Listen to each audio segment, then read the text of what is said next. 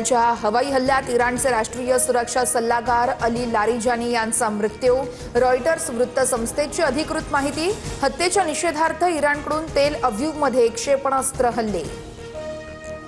अमेरिकेचे राष्ट्राध्यक्ष Donald Trump यांना धक्का। राष्ट्रीय गुप्तचर आणि दहशतवाद विरोधी केंद्राचे संचालक जोसेफ केंट यांचा राजीनामा। तर इराणकडून कोणताही धोका नसतानाही अमेरिकेकडून युद्ध, जोसेफ केंट यांची नाराजी। होर्मुझमध्ये अडकलेल्या 22 भारतीय जहाजांना सोडण्यासंदर्भात इराणसोबत बोलणी सुरू आहे। परराष्ट्र मंत्रालयाची माहिती। शिवालिक आणि नंदादेवी जहाज सोडण्यासाठी इराणसोबत कुठलीही डील झाली नसल्याचंही स्पष्ट।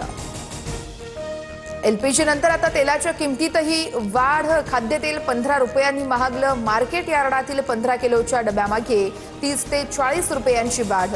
युद्धाच्या नावाखाली तेलाच्या किमती वाढल्या।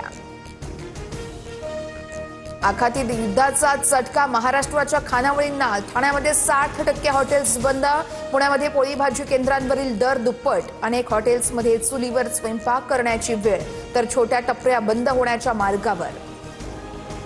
व्यावसायिक सिलेंडर अभावी नाशिक मुंबई महामार्गावरील हॉटेल्सना टाळं। 8 दिवसांपासून सिलेंडर मिळत नाहीये।